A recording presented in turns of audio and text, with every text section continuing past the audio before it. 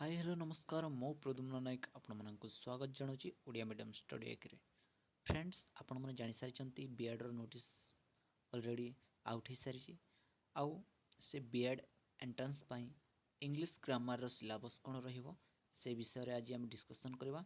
तो से आपण मानक गोटे रिक्वेस्ट जदि आपण प्रथम थर पाई चैनल को विजिट करूथांती ताहले चैनल को सब्सक्राइब कर दियंतु एवं पाखरे थिबा बेल आइकन को दबाई दियंतु जहाँ फल रे आपण माने पाई परिबे आमर समस्त वीडियो सर्वप्रथमे।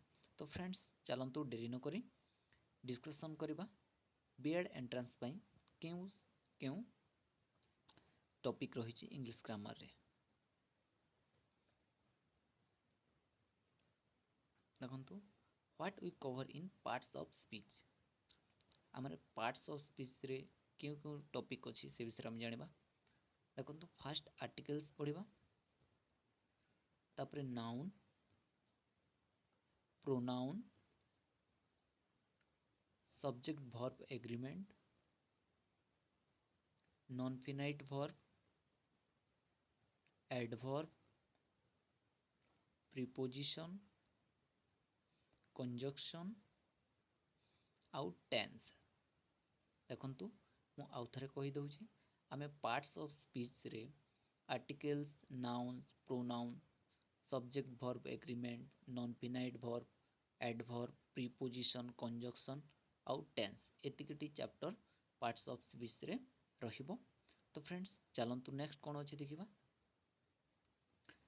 देखंतु आउ अदर कंटेंट्स ए इंग्लिश ग्रामर आउ कोन आसीबो ए पार्ट्स ऑफ स्पीच रो तो आसीबो क्वेश्चन ता सहित आउ केउ चैप्टर रो क्वेश्चन आसीबो से विषय में डिस्कशन करबा। देखंतु क्वेश्चन टैग एथिरो मध्ये क्वेश्चन आस्ते तापर रिडंडेंसी ए रिडंडेंसी कोन सेटा जिते बेले हम डिटेल्स पढिबा से विषय रे सेठी आलोचना करबा जे रिडंडेंसी टा कोन। One word substitution idioms and phrases active and passive voice direct and indirect speech synonyms antonyms। Okay देखंतु आउ थर मु कहि दउची एई other contents cone cone पढिबो Etah question tag redundancy one word substitution idioms and phrases active and passive voice direct and indirect speech synonyms and antonyms। एतिकी friends एतिकी chapter जदि आपण cover कर देउचंती ताहले बीएड एंट्रेंस पाई आपणकर जो 20 मार्क्स रो English grammar रो आसीबो question at least सेथिरु 15 marks रु कमिबो नाही।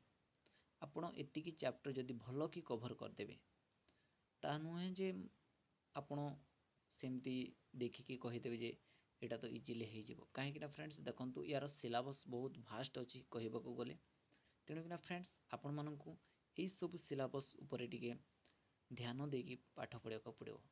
तो फ्रेंड्स ये भिडियोटी केवल इंग्लिश सिलेबस पई थिला।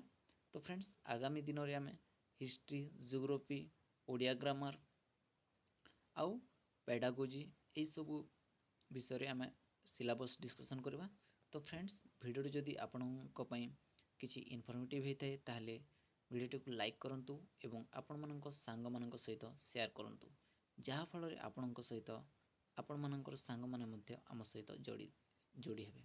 तो फ्रेंड्स सेतिकी जाए विदाय नै छी बाय बाय टेक केयर।